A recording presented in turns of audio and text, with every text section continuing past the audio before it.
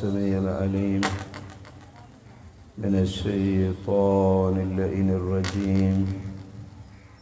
بسم الله الرحمن الرحيم. الحمد لله رب العالمين بارئ الخلائق أجمعين، ثم الصلاة والسلام على رسوله الكريم أبي القاسم محمد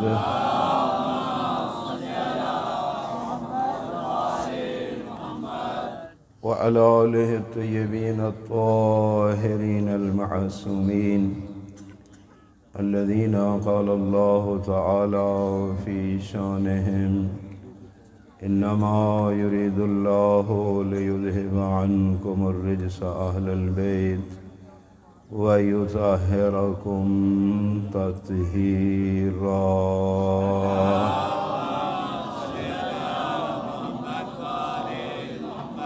ورحمة الله على أحبابهم وأصحابهم منتخبين، ولعنة الله على أعدائهم أجمعين.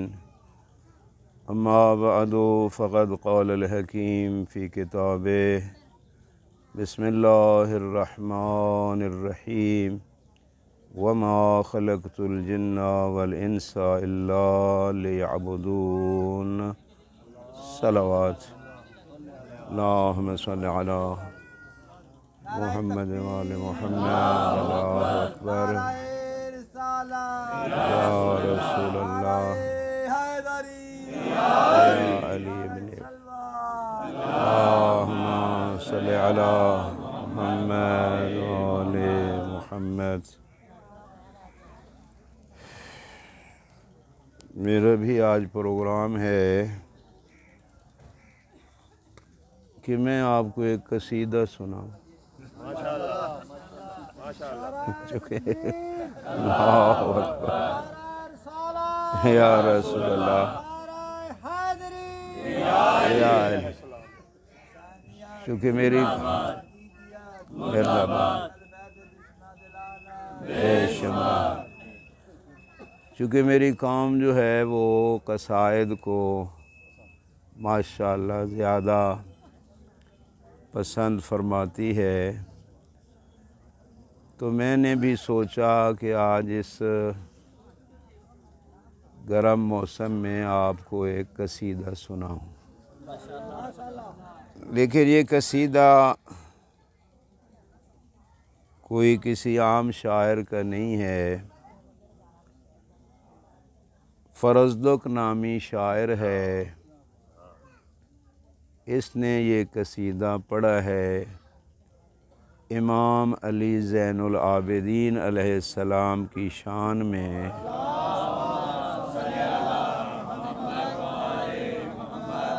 اور حضرت نے یہ خود قصیدہ سنا ہے. جب وہ بیان کر رہا تھا تو حضرت سن رہے تھے، اور کوئی حضرت کو اتنا پسند آیا کہ حضرت نے 12,000 درہم اس کو انعام دیا. میرے بھائیوں، حالات کچھ ایسے ہیں کہ ہشام ابن عبد الملک علیہ ما علیہ حج پہ جاتا ہے، اور جو حج پہ گئے ہیں وہ جانتے ہیں، اور خدا ہم سب کو لے جائے.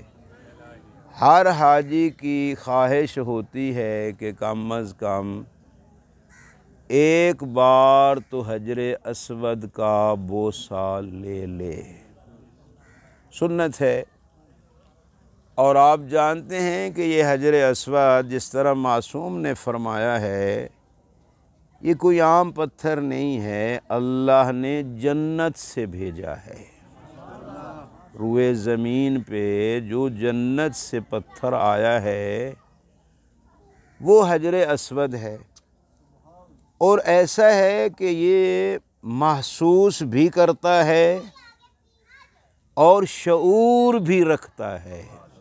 غور کرنے محسوس اتنا کرتا ہے کہ معصوم فرماتے ہیں جب یہ حجر اسود جنت سے آیا تھا تو اسود اور کالا نہیں تھا، بلکہ حجر ابیض تھا، سفید تھا۔ دنیا کے گناہگار انسانوں نے جب اس کا بوسہ لیا تو ان کے گناہوں کی ظلمت کی وجہ سے اس کا رنگ سیاہی کی طرف تبدیل ہو گیا۔ اتنا محسوس کرتا ہے یہ حجر اسود، اور خدا نے شعور اتنا دیا ہے کہ جو حاجی طواف کر رہے ہوتے ہیں نا، یہ ان کی نیت سے آگاہ ہوتا ہے کہ کون حاجی صاحب کس نیت سے طواف بیت اللہ کر رہے ہیں، اور قیامت والے دن اس نے گواہی دینا ہے کس نے کس نیت سے طواف کیا۔ اتنا عظیم پتھر ہے۔ اب ہشام ظاہر ہے شہزادہ ہے، بھائی اس کا حاکم ہے، جاتا ہے حج پہ، VIP لشکر حکومت کا ساتھ، خوشامدی لوگ ساتھ، اور بڑا ہی اپنی طرف سے جاہو جلال حجر اسود کا بوسہ دینے کے لیے آگے بڑھتا ہے۔ اتنے دھکے لگے کہ مایوس ہو کے واپس بیٹھ گیا ایک طرف۔ اسی اثناء میں مسجد الحرام کے ایک کونا سے ایک نورانی نوجوان اٹھا، اس نے حجر اسود کے بوسہ کا ارادہ کیا، لوگوں نے راستہ دے دیا، مطمئن ہو کے حجر اسود کو چوم کے حضرت واپس اپنے مقام پہ بیٹھ گئے۔ ہشام کے ساتھ جو شامی تھے نا، ایک کہتے یا امیر المومنین من ھذا، کہ بتاؤ یہ کون ہے؟ حاکم آپ ہیں، آپ کو کوئی حجر اسود چومنے نہیں دیتا۔ یہ کون انسان ہے کہ جو آتا ہے اور لوگ راستہ دے دیتے ہیں؟ بتاؤ تو صحیح یہ کون ہے؟ بدبخت کس طرح بتائے کہ یہ علی زین العابدین ہے؟ کہتا ہے لا اعرفہ، میں نہیں جانتا اس کو کہ یہ کون ہے۔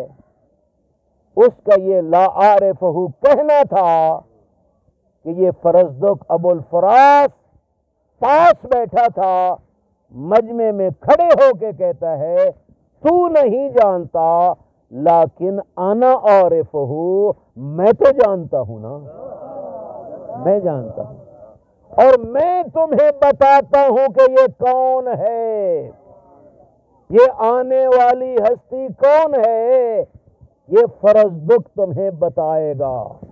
پھر اس نے شعر پڑھا کہ ھذا الذی تعرفہ البطحاء وطأتہ والبیت یعرفہ والحل والحرم۔ اس شعر میں 3 لفظ آ رہے ہیں، ذرا غور کریں۔ ایک ہے بطحاء، بطحاء پوری وادی مکہ کو کہا جاتا ہے، بطحاء کا علاقہ ہے، اور جناب ابو طالب علیہ السلام کو اسی لیے رئیس البطحاء کہا جاتا تھا کہ پوری وادی بطحاء کے رئیس کو ابو طالب عمران کہتے ہیں۔ ایک لفظ بطحاء ہے، دوسرا لفظ حرم ہے۔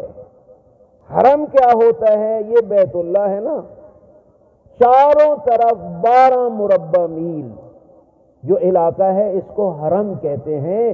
اس کے خاص احکام ہوتے ہیں کہ انسان پہلی بار احرام کے بغیر اندر جا نہیں سکتا، احرام اتر بھی جائے پھر بھی خاص احکام ہیں کہ جن پہ عمل کرنا ضروری ہوتا ہے۔ یہ احکام ہیں حرم کے۔ 12 مربع میل بیت اللہ سے ہر طرف حرم کا علاقہ ہے، اور یہی وجہ ہے آپ ماشاءاللہ آگاہ ہوں گے کہ ہر معصوم کا جو حرم ہے نا اس سے 12 مربع میل چاروں طرف 12 میل جو ہوتا ہے نا وہ اس حرم کا علاقہ کہلاتا ہے۔ یہی وجہ ہے کربلا معلیٰ خداوند عالم ہم سب کو لے جائے، کربلا میں یہ حکم ہے کہ ذریعہ مظلوم کربلا سے 12 مربع میل جہاں سے مٹی اٹھا لیں وہ ساری خاک شفا ہے چاروں طرف سے۔ تو یہ حرم کا علاقہ ہے 12 مربع میل۔ اس کے علاوہ پوری دنیا کو ہل کہا جاتا ہے، ہا اور لام، یعنی وہاں حرم والے احکام نہیں ہیں، یہ ہل کا علاقہ ہے۔ یہ ہم بھی جو بیٹھے ہیں چونکہ حرم سے باہر ہیں لہذا یہ علاقہ بھی ہل کا علاقہ ہے۔ تو ایک بطحا، ایک حرم، ایک ہل، تینوں معنی آپ کے ذہن میں ہیں۔ اب شعر کو سننا۔ فرزدق کہتا ہے تو نہیں جانتا لیکن ھذا الذی تعرفہ البطحا وطأتہ والبیت یعرفہ والہل والحرم، تو نہیں جانتا وادی بطحا کا ذرہ ذرہ جانتا ہے کہ یہ کون ہے؟ پوری وادی بطحا جانتی ہے کہ یہ کون عظیم ہستی ہے۔ والبیت یعرفہ، خانہ کعبہ بھی اس کو جانتا ہے، حرم کا علاقہ بھی جانتا ہے، پوری کائنات اس کو جانتی ہے اور تو نہیں جانتا، تو اتنا جاہل ہے۔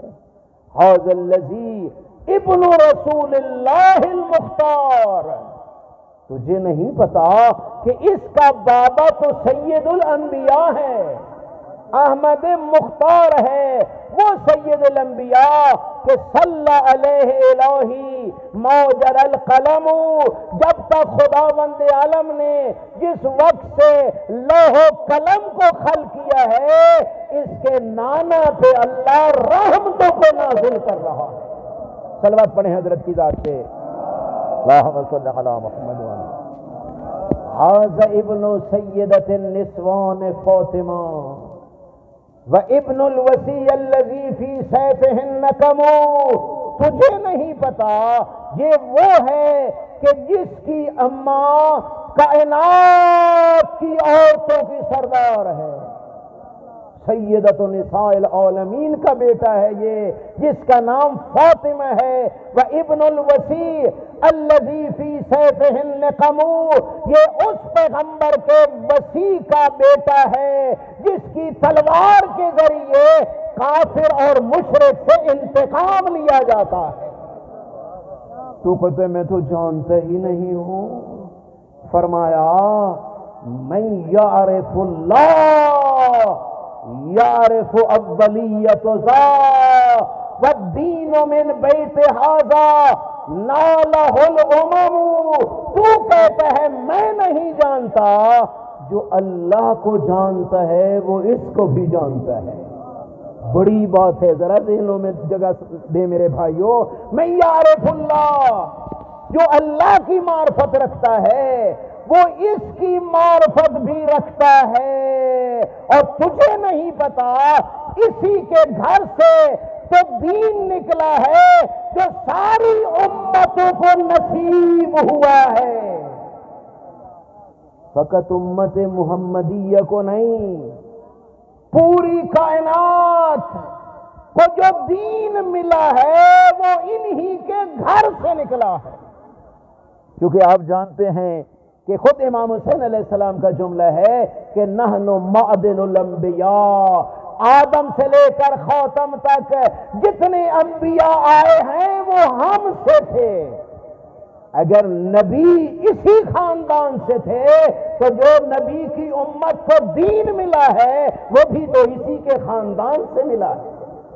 الدین من بیت ھذا نالہ الامم۔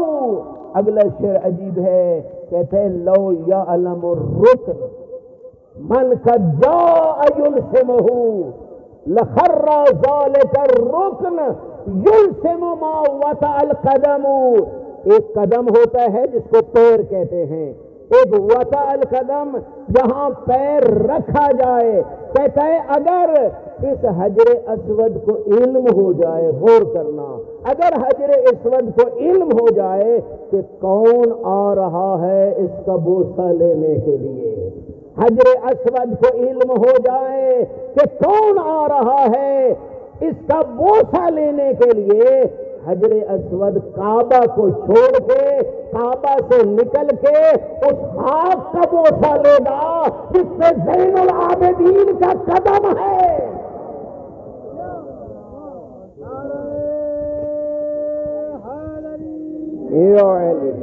لو یعلم الرکن، رکن سے مراد وہی حجر اسود والا رکن، اگر اس رکن حجر اسود کو علم ہو جائے، من قد جاء یلسمہ، کہ کون ہے جو اس کا بوسہ لینے کے لیے آیا ہے، فرمایا لخر ذالک الرکن، گر جائے گا وہ حجر اسود، اور یلسم ما وطأ القدم، جہاں زین العابدین کے قدم ہیں اس جگہ کا بوسہ حجر اسود لے گا.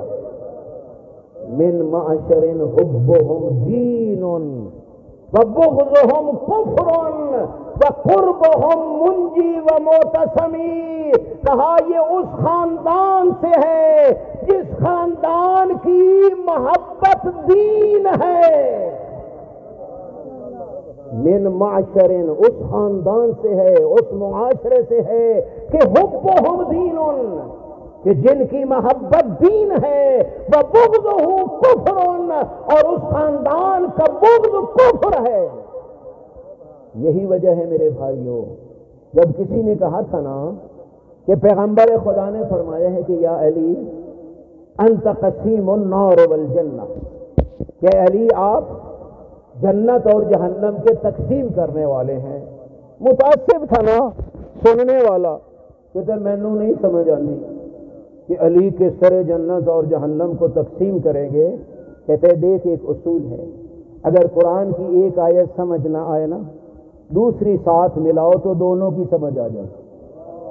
القرآن یفسر بعضہ بعضا، قاعدہ ہے، کلیہ ہے تفسیر قرآن کا کہ خود قرآن دوسرے قرآن کی تفسیر کرتا ہے. ایک آیت کی سمجھ نہیں آئی، دوسری اسی موضوع کی آیات ساتھ ملاؤ تو بالکل واضح پتہ چل جاتا ہے. کہتا ہے پیغمبر خدا کی حدیث کا بھی یہی مطلب ہوتا ہے. اگر ایک حدیث تیری سمجھ میں نہیں آ رہی نا تو نبی کی دوسری حدیث کو ساتھ رکھ لے، پہلی بھی سمجھ آ جائے گی، دوسری بھی آ جائے گی. کہتے کس طرح کا تو جو کہتا ہے کہ حضرت نے فرمایا کہ یا علی آپ ہیں جنت اور جہنم کے تقسیم کرنے والے، اور تم کہتے ہیں میری سمجھ میں نہیں آتا. پیغمبر خدا کی ایک اور حدیث بھی تو ہے، سید الانبیاء کا ایک اور فرمان بھی تو ہے کہ حضرت نے فرمایا تھا یا علی حبک ایمان و بغضک کفر، یا علی تیری محبت ایمان ہے اور تیرے ساتھ بغض رکھنا کفر ہے. تو بس سمجھ آ نہ گئی، جس کے اندر ایمان ہے وہ جنت جائے گا، جو دشمنی اہل بیت ہے وہ جہنم جائے گا. اللہ اکبر، یا رسول اللہ، یا علی، کیونکہ جس میں ایمان ہے وہ جہنم نہیں جا سکتا، فائدہ ہے، اور جو بے ایمان ہے وہ جنت نہیں جا سکتا.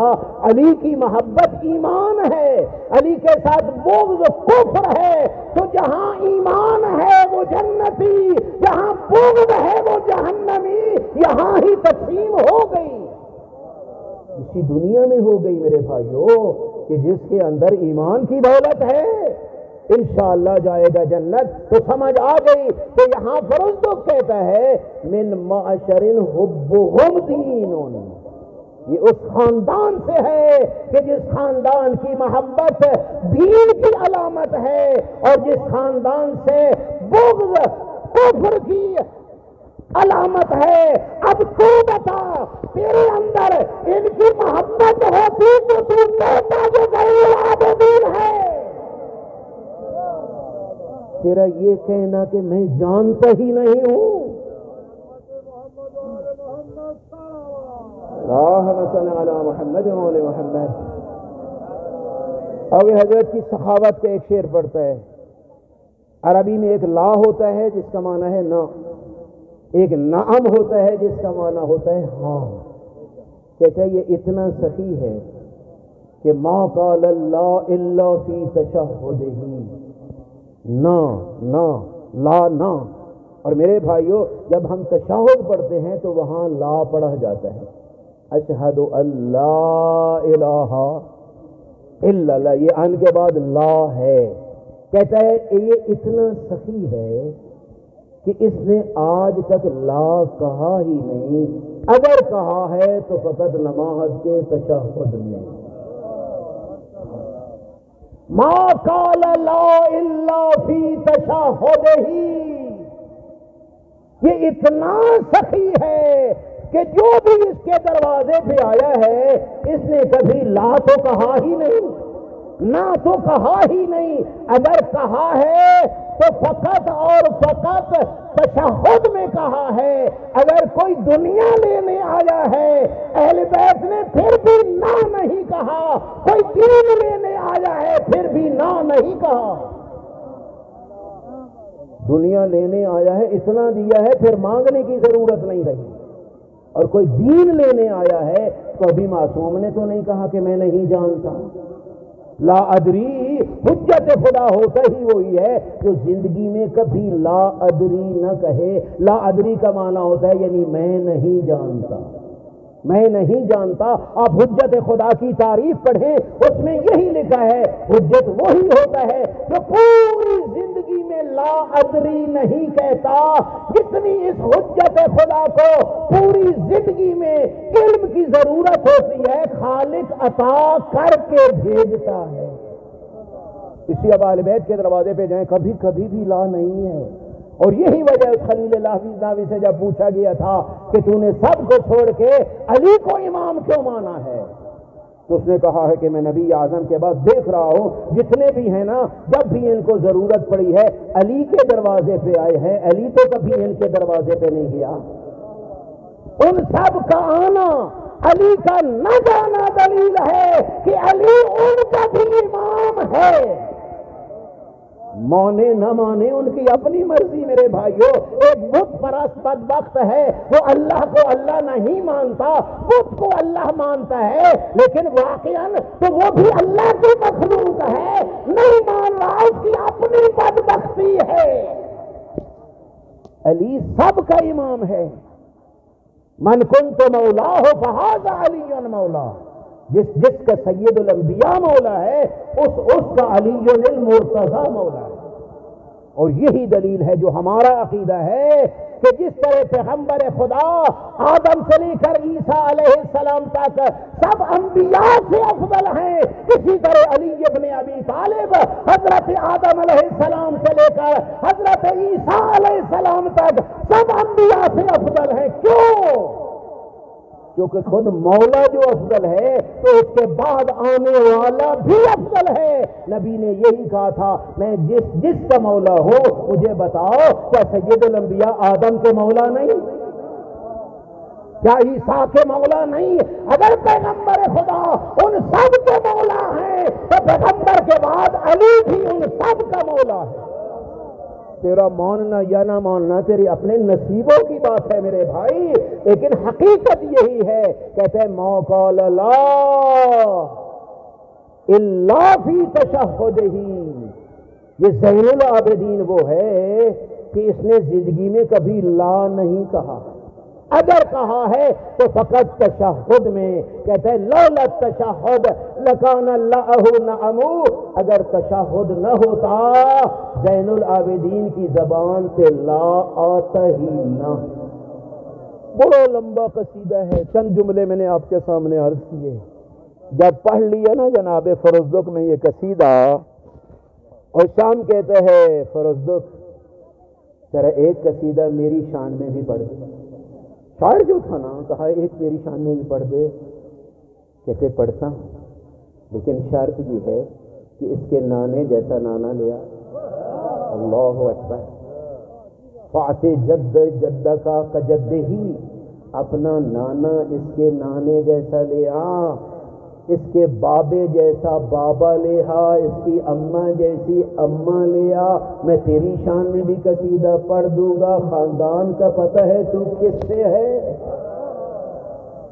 میں تیری شان میں قصیدے پڑھوں؟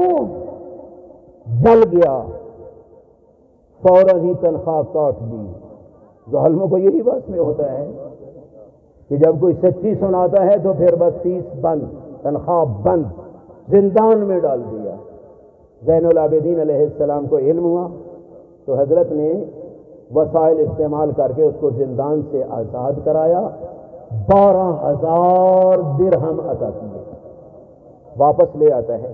مولا میں نے اس کے لیے تو قصیدہ نہیں پڑھا تھا، فرمایا نہیں، زین العابدین جانتا ہے تجھے اس کی ضرورت ہے، توجہ کرنا، کیونکہ اس نے تو کاٹ دیا ہے، اور فرمایا اگر تجھے اس سے زیادہ بھی ضرورت ہوتی تو زین العابدین تجھے ضرور دیتا، تیری ضرورت ہی اتنی ہے۔ ادھر 12,000 درہم ختم ہوئے، ادھر فرزدو کی زندگی ختم ہو گئی۔ اس کو کہتے ہیں امام، جو چاہے اس کو علم ہوتا ہے کہ فلاں نے جینا کتنا ہے اور اس کی ضرورت کتنی ہے، یہ امام ہوتا ہے۔ منزلت امام کو پہچانے، اور اگر یہ چیزیں ہاضم نہ ہو سکیں اپنے ہاضمے کو ٹھیک کریں، قرآن و اہل بیت کی طرف رجوع کریں۔ ان شاءوا علموا، جب چاہیں جو چاہیں خدا ان کو اس چیز کا علم عطا کر دیتا ہے۔ پتہ ہے امام کو کہ کتنی ضرورت ہے اس کی، جانتے ہیں ان چیزوں کو۔ لبنان کا ایک شیعہ ہے، صلوات پڑھیں آپ ذرا، اللہم صلی علی محمد و آل محمد۔ اور ماشاءاللہ لبنان کے شیعہ ہمیشہ تشیع کا فخر رہے ہیں، ہمیشہ، کیونکہ لبنان میں جو شیعہ ہوئے ہیں ابو ذر کی تبلیغ سے ہوئے، اس وقت سے لے کر آج تک علماء بزرگ بھی وہیں سے ہیں، مجاہد اعظم بھی وہیں سے ہیں۔ اب اس ایک سیدزادہ سید حسن نصر اللہ کو دیکھ لو، پورے استعمار کے وہ کیا کہتے ہیں، وہ پتھر کے چنے چبا دیے سیدزادہ نے، ایک سیدزادہ حزب اللہ۔ اور میرے بھائیو، حزب اللہ اسی طرح حزب اللہ نہیں بنتا۔ جو مجھے حزب اللہ کا تعارف ہے، حزب اللہ میں بھرتی بھی وہ ہو سکتا ہے جس کی نماز تہجد بھی قضا نہ ہو، وہ نوجوان ہوتا ہے جو حزب اللہ میں آتا ہے۔ لبنان کا شیعہ ہے، خدمت امام میں جاتا ہے ہمیشہ، امام علی زین العابدین علیہ السلام کی خدمت میں، اور ڈھیر سارے تحفے تحائف لے جاتا ہے، لے جانے چاہیے۔ مومن کو ملنے جائے تحفے تحائف لے جائے، بزرگ کو ملنے جائے تحفے تحائف لے جائے، یہ ایک رواج ہے اول سے۔ اور ہدیہ دینا، ہدیہ تو سید الانبیاء بھی بڑی خوشی سے قبول فرمایا کرتے تھے، اور فرماتے تھے کہ ہدیہ کو رد نہیں کرنا چاہیے۔ ہدیہ لے جاتا ہے خدمت امام میں، ہمیشہ زیارت کرتا ہے، واپس آتا ہے۔ ایک دن گھر والی کہتی ہے کہ ہمیشہ تو ہی لے جاتا ہے، کبھی امام نے تو تجھے ہدیے نہیں دیے۔ یہ کرمالیاں بول لیں تو بس اتھو بول دیں، کہا جب چاہیں گے دے دیں گے، کہا پھر بھی ہوتا ہے نا، کبھی تو تجھے بھی دیتے ہیں، کہا مجھے وہ بہت کچھ دیتے ہیں، ظاہری ہدیہ بھی تو فقط نہیں ہوتا نا، کہا نہیں پھر بھی تو ہوتا ہے۔ اب جو زیارت کے لیے گیا نا، یہ بات ہو رہی ہے لبنان میں، زین العابدین ہے مدینہ میں، حضرت گئے، حضرت کے پاس گیا، تحفے تحائف دیے، آنے لگا نا تو حضرت فرمایا ٹھہر جا۔ وہ ایک کوزہ پانی کا اٹھا کے لیا، تشت بھی لیا، تشت رکھا، امام نے فرمایا یہ پانی میرے ہاتھوں پہ ڈالنا۔ پانی جو ہاتھ پہ ڈالا اور تشت میں جانے لگا تو امام نے فرمایا ذرا دیکھ یہ کیا ہے، بولا پانی ہے، فرمایا دقت سے دے، یہ پانی نہیں، یہ در ابیض ہے، سفید در ہے، اس تشت کو سمیٹ لے۔ 3 بار امام نے یہ عمل دہرایا، فرمایا یہ سارے در لے جانا، گھر والی کو دینا اور کہنا گلے نہ سے کر۔ بات کہاں، امام کہاں، لے گیا گھر والی کو، بھائی لے لے، امام نے ہدیہ بھیجا ہے، اور یہ جملہ بھی کہا ہے۔ لگی اس کو کس نے بتایا؟ کہتے امام ہوتا کون؟ اس وقت یہ ٹیلی فون نہیں ہوتے تھے وہ بھی کال کر لے کوئی، امام ہوتا ہی وہی ہے جہاں بھی رہے۔ امام کو علم ہوتا ہے کہ کون کہاں رہتا ہے اور کیا عمل انجام دیتا ہے، اس کو امام کہتے ہیں۔ میرے بھائیو سینکڑوں سال بھی غیبت کبریٰ میں گزر جائے، واللہ باللہ ثم تاللہ، نرجس خاتون کا لال تیرے اور میرے ہر عمل سے آگاہ ہے۔ غیب کا معنی یہ تھوڑا ہے کہ اس کو علم ہی نہیں ہے۔ کہتی ہے اب تو میں بھی جاؤں گی نا اس کی زیارت میں، مجھے بھی لے جانا۔ کہا ٹھیک ہے، دونوں مل کے چلے۔ اب ڈھیر سارے ہدیے خود بھی باندھ لیتی ہے امام کے لیے۔ جب مدینہ کے قریب پہنچے نا، بیچاری بیمار ہوئی اور مر گئی۔ اس نے اوپر کپڑا ڈالا، جلدی سے دوڑتا ہوا خدمت امام نے سلام عرض کیا، مولا بیچاری آ رہی تھی آپ کی زیارت کے لیے اور بس یہی کچھ وقت پہلے یہیں قریب آ کے مر گئی ہے۔ امام نے سنا اچھا، چاہتا ہے کہ دوبارہ زندہ ہو جائے۔ یہ امام ہے، مقام امامت ہے، چاہتا ہے دوبارہ زندہ ہو جائے۔ اور ظاہر ہے چنگی بیوی ہوئے تو کون نہیں چاہتا، اور بری ہوتا سے شکر مغرولت تھی، لیکن اگر نیک کہا مولا ظاہر ہے چاہتا ہوں، اور نہ صحیح تو کم از کم آپ کی زیارت کر کے تو مرتی۔ اس کی حسرت تھی۔ امام نے 2 رکعت نماز پڑھی، توجہ ہوشیو، 2 رکعت نماز پڑھی۔ نماز پڑھنے کے بعد دعا مانگی، خدایا تجھے واسطہ ہے اپنی عظمت کا اس بیچاری کی فقط 30 سال زندگی بڑھا دے۔ 30 سال۔ میرے بھائیو امام نے نسخہ بتایا، میں نے پڑھا ہے روایت میں، جب مولے متقیان سے پوچھا جاتا ہے مولا جب آپ مشکل میں پھنس جاتے ہیں تو کیا کرتے ہیں؟ جیسے ہم تو وہ شیعہ ہیں نا جو کہتے ہیں امام کے لیے مشکل پھنستا ہے، ہمارا تو یہ عقیدہ ہے، لیکن امام ہمیشہ معجزے کی حالت میں نہیں ہوتا۔ میرے بھائیو غور کرو، امام کی عادی زندگی ہوتی ہے، معجزہ جب امام چاہتا ہے کہ معجزے کے ذریعے دین پھیلے گا تب معجزہ جو ہے وہ ظاہر ہوتا ہے، ہر حالت میں معجزہ نہیں ہوتا۔ اگر امام چاہتے کربلا میں دعا مانگتے پانی کے چشمے پھوٹ پڑتے، لیکن یہاں پتہ ہے چشمہ پھوٹنے سے دین نہیں پھیلے گا، اصغر کے پیاسے شہید ہونے سے دین بچے گا۔ اسے عادی زندگی ہوتی ہے۔ ہاں جب چاہتے ہیں تو پھر خدا معجزے کی طاقت عطا کرتا ہے۔ مولا آپ مشکل میں پھنس گئے تو یا علی آپ کیا کرتے ہیں؟ اور میں علی 2 رکعت نماز پڑھتا ہے، پھر اپنے اللہ سے دعا مانگتا ہے، ساری مشکلیں آسان ہو جاتی ہیں۔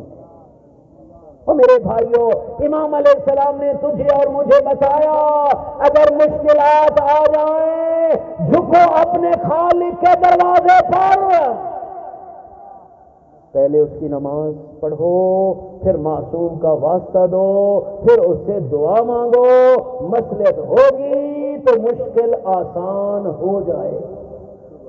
امام نے بھی یہاں پہ پہلے 2 رکعت نماز پڑھی، پھر دعا مانگی اور فرمایا اچھا جاؤ جی پئیے۔ دوڑتا ہوا خوشی سے آیا، دیکھا کہ بیٹی کسے لگ گیا ہے، میں تو کھیل لے دی تھی تکلیف نہیں، اور تم مر نہیں گئی تھی؟ کہا مر گئی تھی۔ تو پھر کیا ہوا؟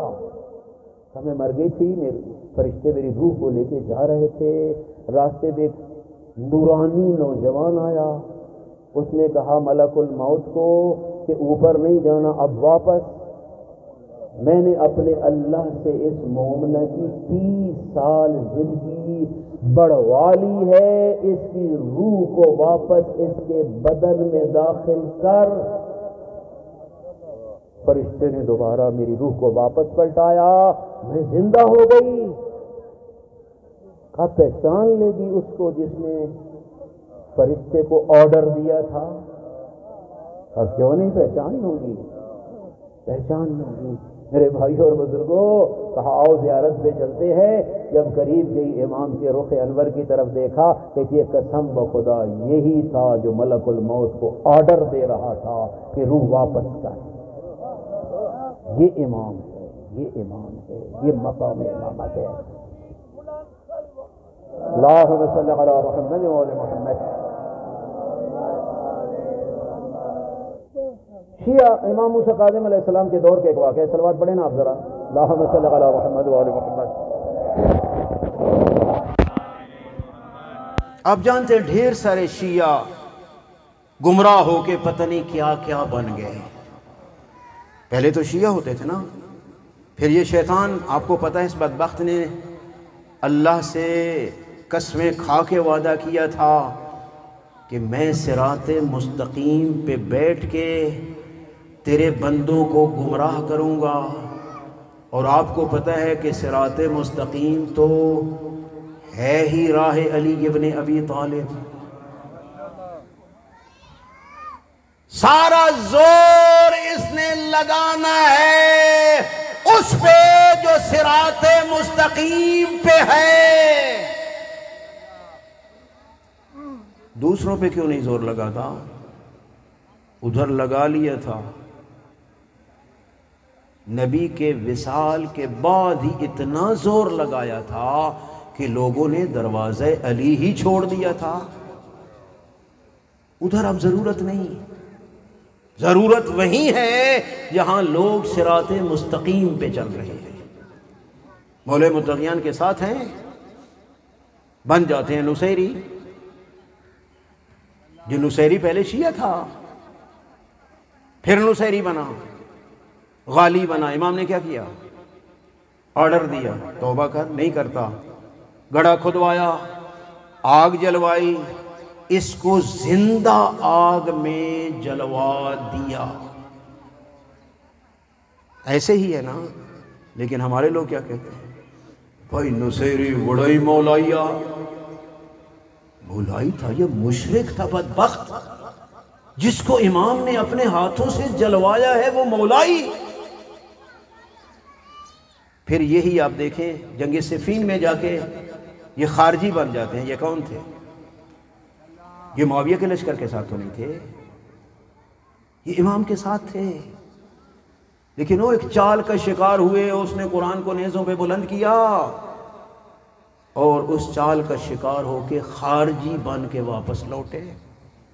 اور یہ عبد الرحمن ابن ملجم بھی کون تھا؟ انہی خارجیوں میں سے تھا جو بدبخت امام کی شہادت کا سبب بنتا ہے. فقط علی ولی اللہ پڑھ لینا کافی نہیں، مرتے دم تک اس پہ قائم رہنا نجات کا ضامن ہے. بڑے پھسلنے لوگ. پھر آگے آپ چلیں، امام حسن مجتبی علیہ السلام پہ جنہوں نے حملے کیے ہیں، زخمی کیا ہے امام حسن مجتبی کو، یہ کون تھے؟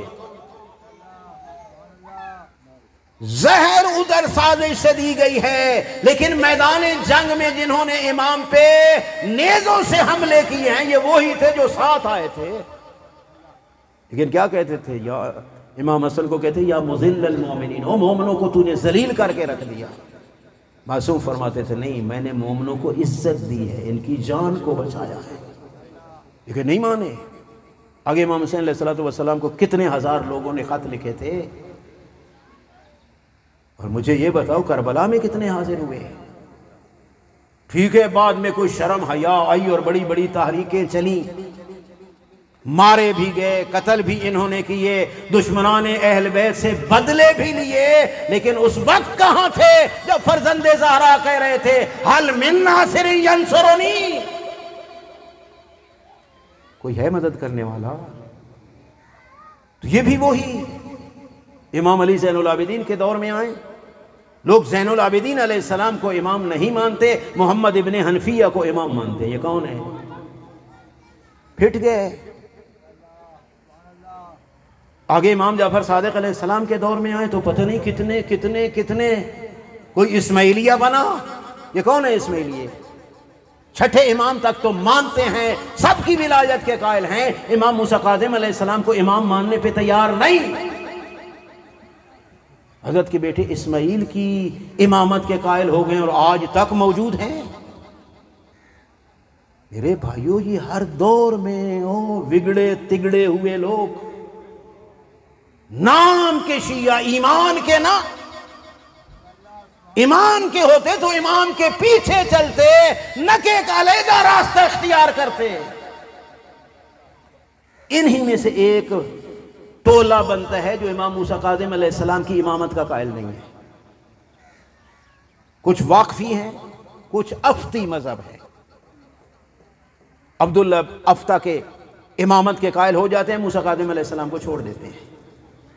امام کو چیک کرنے کے لیے کہ کیا واقعاً امام موسیٰ کاظم امام ہے یا نہ، اپنا ایک وفد بھیجتے ہیں امام کی خدمت میں، ڈھیر سارے سوال لکھتے ہیں، ان کو لپیٹ کے ایک چمڑے کی تھیلی میں بند کرتے ہیں، کہتے ہیں سوال بھی نہیں بتانے، تھیلی بھی نہیں کھولنی، بند سوالوں کے جواب دے دے تو سمجھ لینا امام ہے ورنہ نہیں۔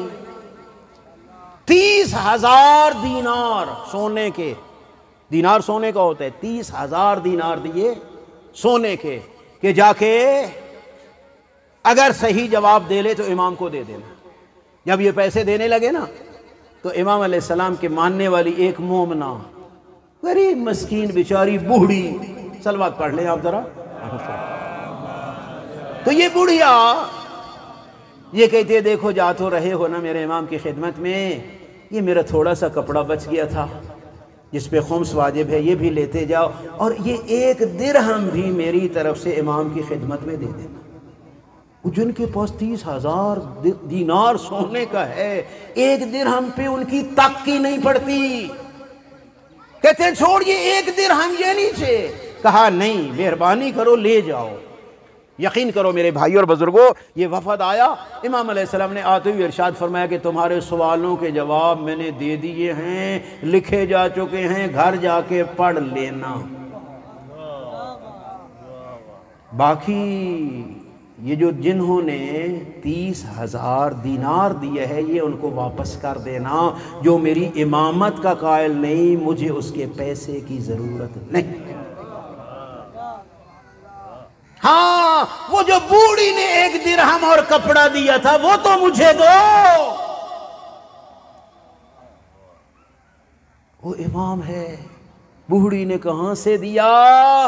امام کو پتہ ہے کون بوڑھی کتنا دے رہی ہے میرے لیے، کا کپڑا دے دو میں جا نماز بناؤں گا۔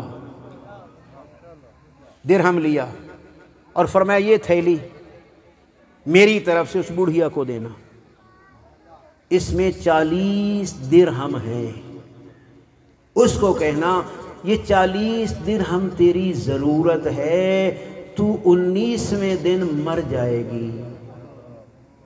وہ میں نے عرض کیا کہ امام کا مقام امامت کیا ہے، اور کہا یہ کفن بھی لے جاؤ، اور فرمایا یہ کفن میں وہ دے رہا ہوں جو میری جدہ زہرا سلام اللہ علیہا، صلوات پڑھیں آپ ذرا، اللہم صلی علی محمد و آل محمد۔ بی بی کا جو علاقہ ہے نا زمین، اس میں روئی کاشت کی گئی تھی، بلد کا نام بھی لکھا، اس دیہات کا نام ہے سیدا، سواد کے ساتھ۔ وہ سیدا میں جو میری جدہ کی زمین ہے نا اس میں روئی کاشت کی گئی تھی، اور اس روئی کو کاتا تھا میری بہن حلیمہ خاتون نے، اس سے ہم نے کفن تیار کیا تھا، یہ اسی کا ٹکڑا میں اس مومنہ شتیتا کے لیے بھیج رہا ہوں، اور اس کو کہنا یہ 40 درہم تیری ضرورت ہے 19ویں دن تک، پھر تیری ہو جائے گی وفات، پریشان نہیں ہونا، غسل کفن کے لیے میں خود آ جاؤں گا۔ اللہ اکبر، اللہ اکبر۔ وہ سرہ اور تھیلی لے گئے، اس کو دیا، سلام بھی دیے، اور امام کے فرمان بھی فرمایا کہ تم نے بالکل پریشان نہیں ہونا۔ یہ 19 دن کا خرچہ امام نے بھیج دیا۔ وہ نے بات کی تھی چاہیں تو علم ہوتا ہے کہ اس نے جینا کتنا ہے اور اس کی ضرورت کتنی ہے۔ 19ویں دن اس کی وفات ہو گئی، امام پہنچے، غسل کفن دفن جب دفن کرنے لگے میں نے روایت میں پڑھا ہے امام نے خاک کربلا کی خاک اس کی قبر میں ڈالی. میت کے ساتھ خاک شفا رکھنا سنت معصوم ہے. وصیت کر کے جاؤ اور مجھ جیسے گناہگاروں ہو سکتا ہے خاک کربلا کے صدقے بخشے جاؤ. ضرور رکھو, سنت امام ہے. جب امام دفن کر چکے نا تو ایک جملہ فرمایا اگر تم بھی شتیتا جیسے شیعہ بن جاؤ ہم تمہارے جنازے کے لیے بھی آ جاتے ہیں. ایسا بننا پڑتا ہے میرے بھائی. تو عرض کیا امام چاہے تو ان امور کو جان لیتے ہیں, اللہ نے ان کو اتنا علم عطا فرمایا ہے. اور بات میں نے امام علی زین العابدین علیہ السلام کی یہاں وہی جملہ حافظ سیف اللہ صاحب کا سناتا ہوں کہ شیعہ غیرت کر اور مذہب میں تو عابد ہوتا ہے, تیرے مذہب میں تو زین العابدین ہوتا ہے. زین العابدین کی امامت کے قائل کو تو ہر وقت عبادت میں گزارنا چاہیے. جب یہی زینب کبریٰ شام کو فتح کر کے آئی نا مدینہ, ایک دن بی بی نے جابر ابن عبداللہ انصاری کو بلا بھیجا. جابر آئے, بڑا دکھی جملہ زینب کبریٰ نے کہا جابر یہ بھی حالات زمانہ ہو گئے, تم لوگوں نے ہمارے دروازوں پہ آنا ہی چھوڑ دیا. حالات دل ہی دل میں رو کے کہتے او بی بی ہم کس منہ سے آئیں, تیرا حسین جیسا ویر مارا جائے, عباس کے بازو قلم ہو جائیں, اکبر و قاسم و محمد کی شہادت ہو جائے, زینب مجمع عام میں تیرے سر سے چادر چھین لی جائے, کوفہ اور شام کے بازاروں اور درباروں میں تو ننگے سر خطبے دیتی رہے, کس طرح ہم آئیں تیرے دروازے پہ. جابر آج تجھے خاص مقصد کے لیے بلایا ہے, بی بی حکم فرماؤ. کہا جابر ذرا مسجد میں جا کے میرے سجاد کی حالت تو دیکھ, عبادت کر کے ہڈیوں کا ڈھانچہ رہ گیا ہے میرا سجاد. جا کے کہہ دے پھپھی کہتی ہے تو ہی تو ایک نشانی بچ گیا ہے, اگر تو اسی طرح عبادت میں رہا زینب تیرے بغیر کس طرح جیے گی او میرا زین العابدین. جابر کہتے ہیں میں خدمت امام میں آیا کہ دیکھا کہ عبادت میں مصروف ہے, فارغ ہوئے. چچا کیسے آنا ہوا؟ آج خود نہیں آیا, تیری پھپھی نے بھیجا ہے. کیوں بھیجا ہے؟ اس لیے بھیجا ہے عبادت میں کمی کر, یہ سننا تھا. فرمایا او میرے بیٹے باقر العلوم ذرا وہ صحیفہ اٹھا کے لے آ, اور جس میں میرے جد علی ابن ابی طالب کی عبادت کا تذکرہ ہے. باقر العلوم وہ صحیفہ اٹھا کے لے آئے. زین العابدین نے رونا شروع کیا, رو کے کہہ رہے تھے او کس کی طاقت ہے جو میرے جد علی ابن ابی طالب جتنی عبادت کرے. میرے بھائیو اتنا کہوں گا, علی ابن ابی طالب نے عبادت تو بڑی کی, لیکن زین العابدین تو ان کا لقب نہیں, تیرا ہی لقب ہے. میرے بھائیو ہر انسان کی فطرت بتاتی ہے میرے بھائی, اگر پھپھیاں بہنیں بیٹیاں اب پردے میں بیٹھی ہونا 1000 رکعت پڑھ لینا بھی آسان ہوتا ہے. اپنی آنکھوں کے سامنے زینب جیسی پھپھی کی چادر کو لٹتے ہوئے دیکھ کے پھر سر بسجود ہو کے سجدے دینا, یہ زین العابدین کی ہی شان ہے. اتنا غیرت مند زین العابدین جب شب عاشور سنا تھا نا, بابے کو کہا تھا کہ بابا مجھے میری مقتل تو دکھاؤ, اور میں نے کہاں ذبح ہونا ہے. بابا نے رو کے کہا تھا بیٹا تو نے جہاد اکبر کرنا ہے. آئے بابا جہاد اکبر کیا ہے؟ اور پھپھیوں اور بہنوں کو اور بے مکنا اور چادر اور شرابیوں کے بازاروں اور درباروں میں لے جانا جہاد اکبر ہے. اور یہ سننا تھا, اور غش کھا کے غیرت مند بے ہوش ہو گئے تھے کس طرح گزرا ہوگا وقت، ذرا یہ چیز لے آؤ اپنے ذہن میں، وہ ایسے غیور کے لیے کتنی قیامت کی گھڑی ہوگی جب یزید شراب پی رہا ہوگا، سامنے بابے کا سر ہوگا اور معصوم سکینہ کے گلے پہ ہاتھ ہوگا اور ایک شامی کہے گا یزید یہ بچی مجھے کنیزی کے لیے دے دے۔ ہائے کیا قیامت گزر گئی سجاد پہ، تب ہی تو کہا تھا کاش میری ماں مجھے نہ جلتی۔ انا للہ و انا الیہ راجعون۔